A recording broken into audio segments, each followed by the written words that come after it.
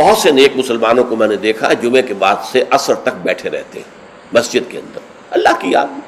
تو یہ نہیں ہے کہ حکم ہے وہ حکم کی خلاف ورزی کرنا، نہیں. ہاں جا سکتے ہو، اگر جاؤ، تمہارا کاروبار ہے، تمہاری دکان ہے، کوئی تمہارا دفتر ہے، اس میں جانا ہے جاؤ. فانتشروا فی الارض وابتغوا من فضل اللہ، اللہ کا فضل تلاش کرو. اب یہاں یہ بہت اہم مقام ہے کہ مراد ہے رزق، لیکن رزق کو اللہ کا فضل قرار دیا جا رہا ہے. اس کو سمجھ لیجئے، یہ اسلام کا جو معاشی فلسفہ ہے، اس کے جو فلسفیانہ اصول ہیں، ان میں سے ایک اصول یہ ہے کہ چاہے محنت تم نے کی ہے، کھیت میں ہل تم نے چلایا ہے، بیج تم نے ڈالا ہے، اس کو سینچا تم نے ہے، پھر فصل جو ہے اس کی حفاظت تم نے کی ہے، پھر فصل کاٹی ہے، پھر تم دانے گھر لائے ہو، پھر ان کو پیسا ہے، پھر ان کی روٹی پکائی ہے، یہ سب کچھ تم نے کیا، لیکن اسے اللہ کا فضل سمجھو، اپنا کسب نہ سمجھو. کسب جو ہے وہ نیکی اور بدی کے لیے ہے. انسان نیکی کما رہا ہے، یہ اس کی کمائی ہے، بدی کما رہا ہے، یہ اس کی کمائی ہے. جہاں تک رزق کا تعلق ہے، یہ اللہ کا فضل ہے. اور فضل اسے کہتے ہیں جو بلا استحقاق دیا جائے، جس کا تقاضا نہ کیا جا سکے. جس کی مثال سادہ سی میں دیا کرتا ہوں کہ آپ نے کسی مزدور کو رکھا ہے، 8 گھنٹے اس نے کام کرنا ہے، آپ نے فرض کیجئے 100 روپے مقرر کیے ہیں اس کی مزدوری.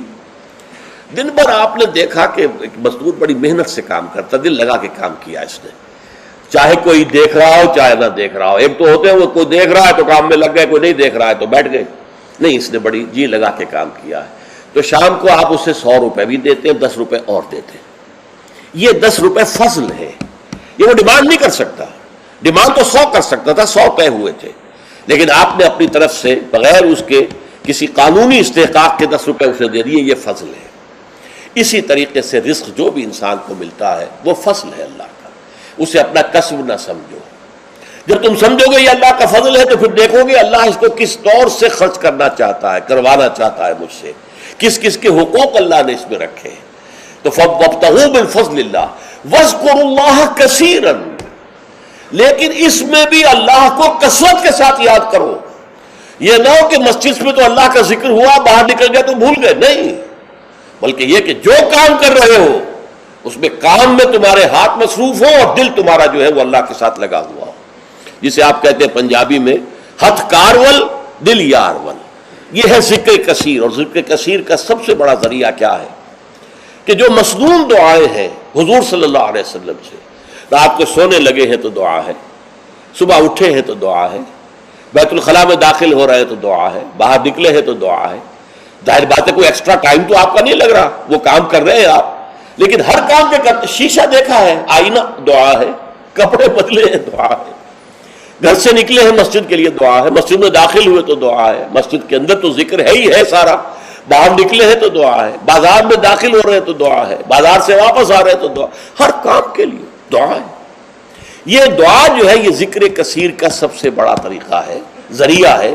اور اس کے اندر دوہری ہے بات کہ ایک تو آپ کا اللہ سے تعلق قائم ہو گیا کہ آپ نے دعا اللہ سے کی ہے، ایک آپ کا تعلق حضور کے ساتھ قائم ہو گیا کہ آپ نے الفاظ وہ استعمال کیے جو حضور کے الفاظ ہیں.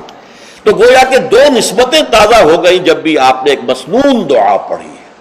تو دعا ادعیاء مسنونہ جو ہے در حقیقت وہ دوام ذکر کا سب سے بڑا ذریعہ ہے. اس کے لیے علیحدہ سے وقت نکال کر کوئی آسن بنا کر اور کوئی ضربے لگا کر اس کی ضرورت نہیں، بلکہ ہر کام کرتے ہوئے تو زندگی کے ہر کام کے ساتھ دعا ہے، اور وہ دعا ہے مسنون جو حضور سے ثابت ہے. لہٰذا 2 نسبتیں جو ہیں جس کو آپ کہتے ہیں ایک تیر میں 2 شکار، اللہ سے دعا ہو گئی، اللہ سے تعلق قائم ہو گیا، اور الفاظ آپ نے وہ استعمال کیے جو محمد الرسول اللہ سے منقول ہے صلی اللہ علیہ وسلم، آپ کا تعلق حضور کے ساتھ قائم ہو گیا.